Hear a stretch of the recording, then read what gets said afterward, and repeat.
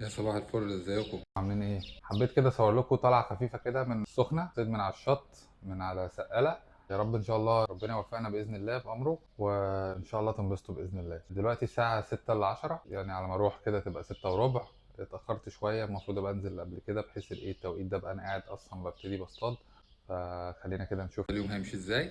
انا معيش طبعا ادوات تصوير. يا دوبك بس الستاند والمايك. يا رب تكون بقى الصورة واضحة والدنيا مظبوطة معانا.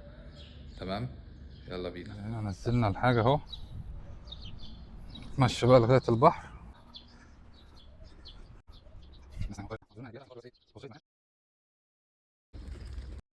الميه باين عليها كده نازله، شكلنا كده ايه، هنشتغل تسقيط. بس طبعا في ناس كتير هتسالني المكان فين، معلش عفوني من الاجابه على السؤال دوت. مش عشان حاجه، عشان هو مكان خاص. هو لو مكان عام انا هقول لكم عادي جدا، مفيش اي مشاكل. انا بحترم الخصوصيه بتاعه الملاك. خلاص احنا طبعا كلنا لما بنعرف اي مكان بنبتدي ايه، نروح نشوفه ونجربه. فهنسبب زحمه، فعشان بس الملاك ما تتضايقش عفوني عن الاجابه. وما فيهاش زعل خالص، اتمنى ما يكونش حد متضايق. والله ما بقفل على المكان ولا حاجه، وبرضه عشان ما تعرضش للتساؤلات. خلينا كده بشفافية. الفيديو هدفه انك تشوف طريقة جديدة، حاجة جديدة، يوم جميل، مش المكان فين والقصة دي. فيا رب تنبسطوا والفيديو يعجبكم ان شاء الله. هي دي المارينا بتاعتنا. خلينا نفرش الحاجة ونرجع تاني. جبنا العدة، قلنا نظبط بقى ايه الحاجة. طبعا انتوا زي ما انتوا شايفين المارينا ايه، مش امان. طبعا نحط الطعم هنا. دي قصبة عليها ربلة كاليماري، لو لمحت الكاليماري. تمام. كده كده انا جايب العدة كلها معايا عشان خاطر لو حصل نصيب في حاجة ولا ظهر اي طريقة ولا حاجة يبقى ايه احنا مستعدين. دي القصبة اللي انا بشتغل بيها، هي اصلا قصبة كاستنج قايدة 2 متر 70. الوزن بتاع الجرام من 10 ل 30 جرام. انا بحط عليها 40 جرام. القصبة دي كانت مكسورة قبل كده مني، كنت بحاول اعمل كاستنج في البدايات خالص. فجيت ارمي، راحت قسمة القصبة نصين. كنت قافل الباك اب. تمام. كنت قافل الباك اب دوت. فطبعا ايه، من قوه الرميه البوصه اتقسمت. بس انا صلحتها، والموضوع ده بقى له اكتر من 8 سنين، والبوصه لسه شغاله معايا لغايه دلوقتي. المكنه شيمانو، مقاس 4000 اف بي، اللي هي الاي اكس. زي ما انتم شايفين هي قديمه، بس والله ايه، فيها البركه. عليها خيط بريد 30 لبره، 8 فتله. وطبعا بربط الليدر بتاعي عباره عن خيط نايلون عادي اللي بربط فيه السبحه. ماشي. طبعا انتوا شايفين القصبه 2 متر 70، عشان انا الشعبة عندي ايه، حاميه شويه وقريبه. فبقى محتاج حاجه تكون ايه، بوزها طويل. غير طبعا ايه، قصبه الصيد بتاعت المراكب اللي احنا اتكلمنا عليها قبل كده. انا بحب اجيب بمشي بالعياشه دي عياشه. تمام. منين بطلع السمك بحطه فيها وارجعه الميه تاني، بحيث ان هو يفضل صاحي. أه. وانا مروح بقرر اذا كنت هاخد السمك ده تمام وهيتاكل، ولا مش هيتاكل، فبرجعه البحر تاني. عشان بس ايه ما يموتش، يبقى انا اسمي ايه، حرام يعني. هدرت النعمه اللي ربنا رزقني بيها على الفاضي. فلو هاكله والكميه معقوله باخده معايا. لو كميه سمكه ولا اتنين ومش هصطاد تاني، فبرجعه البحر ويكفيني ان انا انبسطت بالرحله. فدايما بحط العياشه دي جنبي. ماشي. زي ما انتوا شايفين كده، انزلها الميه عليها فل. تمام. مجرد ما تنزل الميه هي بتبقى عايمه، ويا دوبك بثبتها في في العمود بتاع تثبيت المراكب ده. معايا الكاب بتاعي، ودي شلته عشان اقعد عليها. طبعا المفروض ابقى جاي بدري عن كده، بحيث ان انا ايه، الحاجات دي يا دوبك بصطاد. الوقت ده كله رايح، الوقت ده كله بيبقى وقت حلو جدا للصيد. بس لعله خير. كله الحمد لله، اللي ربنا كاتبه هيكون. دي ملقاف لو احتاجته يعني، بس انا مش هحتاجه. بس احتياطي لو لقيت كاليماري وطلعتها ولا حاجة ومحملة يبقى ايه دي معايا. انا معايا حاجاتي كلها عشان ابقى مستعد وما اقعدش ايه اقول يا ريتني كان معايا كذا، يا ريتني جبت كذا. دي الفوطة اللي بنضف بيها ايدي، خلاص ازازة مية وعصير، رابلات كاستنج عشان لو اشتغل كاست. نبعد بقى العربية دي. شنطة العدة، السنون دي اخر حاجة، تبقى جنبي الناحية التانية كده بحيث ابقى عارف الطعم على شمالي وعدة الصيد على يميني. كده انا جاهز على العربة زي ما انتوا شايفين. ادي القصبة اللي شغال بيها، ده المكان اللي انا اخترته، وادي عدة الشغل، وده الايس بوكس اللي فيه الطعم وفيه الحاجات دي. تمام. البحر زي ما انتوا شايفين نازل شوية، فربنا يكرم كده ان شاء الله.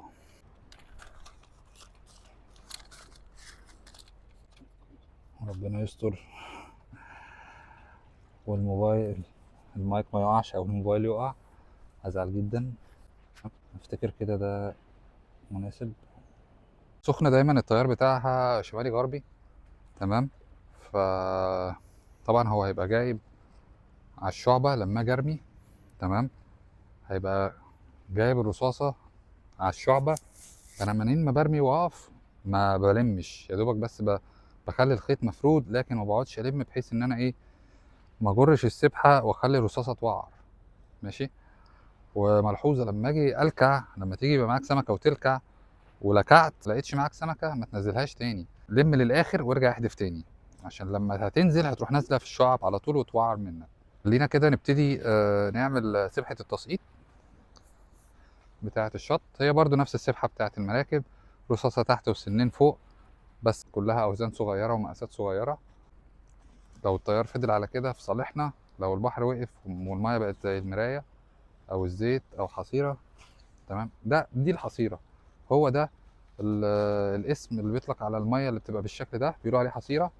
حتى هتلاقيه مكسرة كده زي شكل الحصيرة، مراية أو زيت بتلاقيها واقفة خالص. فخلينا نحضر.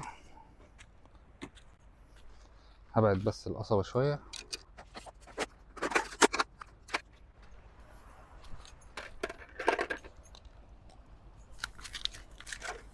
مش عارف شايفيني ولا لأ. آه الرصاص المستخدم، تمام، في السخنة والحاجات اللي هي بتبقى من على الشط الخفيفة دي، وطبعا عشان مقارنة مع وزن البوصة، مقاس 5، تمام، ده حوالي 40 جرام، ماشي، أو 30 جرام، خلاص. ده وزن الرصاص. الخيط الشعر الأساسي 40، تمام، الأساسي بتاع السبحة. والوشوش حوالي 35 أو 30. والله سمكة تقيلة عفرة ضربت معايا وقطعت، ساعتها بضطر أخلي الأساسي والوش بتاع السن الاتنين مقاس 40. ماشي. في ناس بقى بتركب مدور، أنا مش بركب مدور، خلاص الحمد لله الواحد بدأ يتمكن. بستخدم الهوك، مقاسه حوالي عقلة، خلاص، وده تقريبا مقاس 2، خلاص، أو 3، وده مقاس 1 لو السمكة ايه كبيرة شوية. لو الحفارة شغالة، تمام، بشتغل بالسن دوت، بيكون الكرش بتاع السن واسع شوية، تمام، أو السيركل هوك، تمام، بيبقى واسع شوية عن ده. يا رب الصورة تكون واضحة. فخلينا كده نبتدي.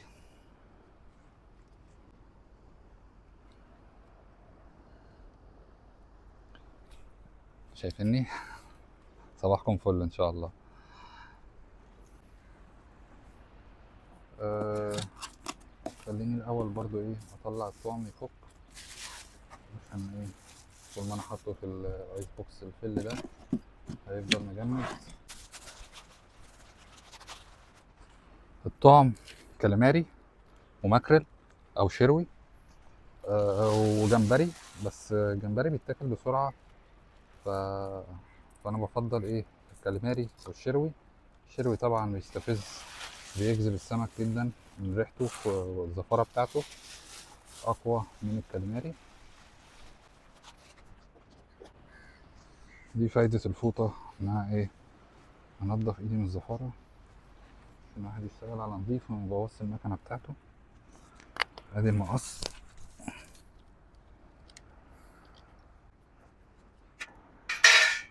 حاطط فيل، شايفينه ده بتاع الصيد، بحيث المقص لو وقع ما يختصي، واحاول اقدر اجيبه. طبعا احنا في صيف، يعني ممكن ايه واحد ينط ويجيبه، ما دام المكان امن. تمام، تقدر تنزل فيه. خليني نبتدي الاول من ان احنا نعمل الوشوش. الخيط الوش مقاس 35، والسنار قلنا مقاس 3 او 2. خليني ابتدي بالمقاس 2. بنعمل الوش بالرابطة اللي كل واحد حافظها. تمام. طرق كتيرة وانا منزل طرق، تمام، وفي طرق اكتر من اللي انا اللي منزلها، وكل واحد حسب ما هو ايه مرتاح.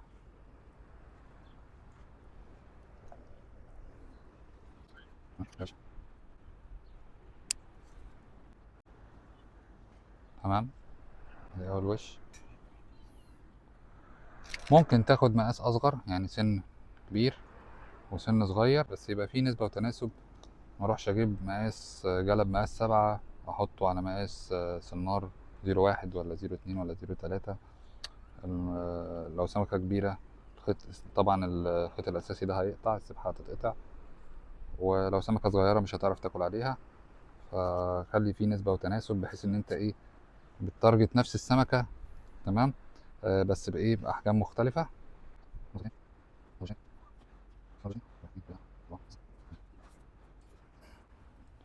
ادي الوش التاني اهو. خلصنا من البقرة بتاعة الترميل، اللي هو مقاس 35. نخش بقى على الخيط الأساسي بتاع السبحة. هناخد متر، ماشي، ومش هقطع الخيط دلوقتي خالص. أول حاجة همسك السن صباعي كده، وامشي المسافة اللي أنا عايزها. تمام. وده الطرف الحر، واجي أعمل خيطين. أدي دايرة أهي. تمام. وأدخل طرفين الخيط داخل الحلقة دي مرتين. أدي 1 2، وأشد. فالفكرة السبحة هتبقى بالمنظر ده. تمام. باجي بعد كده على نفس الطول اللي نزلت عليه السبحة، بنزل تحتيه بشوية، اثبت ايدي، اخد الوش التاني السلاح نفسه اللي هو السن، احطه على ايدي، وامشي في المسافة برضو اللي انا كنت مقدرها قبل كده. وبرضو ادي طرفين الخيط اهو، واعمل دايرة، وادخل طرفين الخيط جوه الحلقة مرتين. ادي 1 2، واشد. فبقى عندي السبحتين اهو، ادي الاول وادي التاني. هيتفضل الجزء اللي في الاخر خالص ده اللي هربط فيه الرصاصة. هقص الزيادات. طول الوش نفسه بقى حسب ايه ما هتلاقي السمكة. مثلا بتاكل وبتوعر، فانت محتاج تقصر الوش. حسيت ان السمكة مش بتاكل كويس، فاهم، او بتاكل بحرص، فانت محتاج ايه تطول الوش. تمام. بعد كده بفرد السن الاخير. تمام. وبنزل تحتيه بشوية. تمام. واجي ادخل الرصاصة، ادخل الخيط جوه الرصاصة. تمام. كان ما انا ماسك.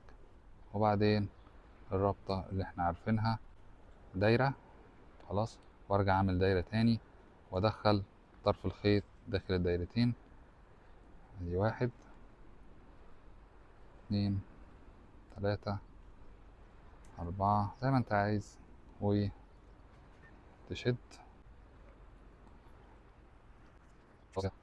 فهيبقى المنظر بالشكل ده. يا دوبك امسك العقدة واشدها على تحت، فتبقى السبحة كده اتربطت. تمام. هي طولت مني شوية، مفيش مشاكل. بس ايه تمام كده. الرصاصة، السن، وادي السن التاني. بنزل السن اللي فوق خالص ده، تمام، لغاية اشوف طوله قد ايه، وبسيب مسافة خيط قده مثلا. وبعدين بمسك الخيط، طرفين الخيط، واجي اعمل دايرة وادخل الخية دي جوه الخيط مرتين. ادي واحد، اتنين، ونشد، فعمل لي الخية النهائية اللي هتركب في السبحة. ده لو انت هتركب مدور، وبعدين تقطع الزيادة اللي انت عايزها.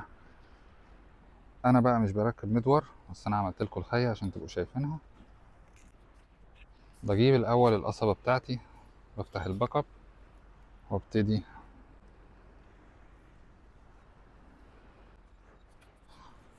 نعدي الخيط بين الحلقات او الدبل. بعدين بننيم بقى القصبة على جنب، مش عايزين القصبة في حاجة. بجيب طرف الخيط، طرفين الخيط، ده الخيط اللي جاي من القصبة وده خيط السبحة، ونحطهم قصاد بعض بحيث ان كل طرف عكس التاني، واجي اعمل دايرة وادخل طرف الخيط عليهم هما الاتنين. دي واحد، اتنين، تلاتة، واشد، واجي اعيد نفس الكرة في الناحية التانية. ادي طرف السبحة وادي الخيط الاساسي، بعمل دايرة من طرف السبحة والف طرف السبحة داخل الدايرة وعلى الخيط اللي جاي من السنارة او القصبة. برضو نفس العدد، اتنين، تلاتة، أربعة، وأشد. فهيبقى عندي خيطين بالمنظر ده، لو شديتهم على بعض هتلاقيهم ايه، قفلوا جامد.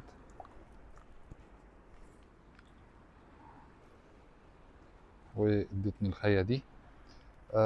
انا ليه مش بحط هنا مدور؟ عشان اخاف ان المدور يوعر هو كمان، ففي الحالة دي هخسر المدور وهخسر السبحة كلها.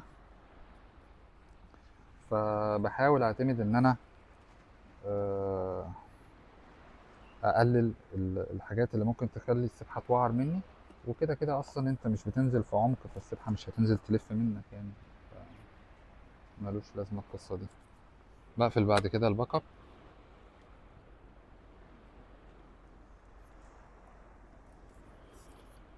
ونلم السبحة. السبحة بتاعتي جاهزة ومستعد. الحاجات دي طبعا ايه جنبي، بس انا ايه كنت مقرب لكم على الكاميرا. تعالوا بقى ايه نحط الطعم ونشوف ايه ربنا يكرمنا كده بإذن الله.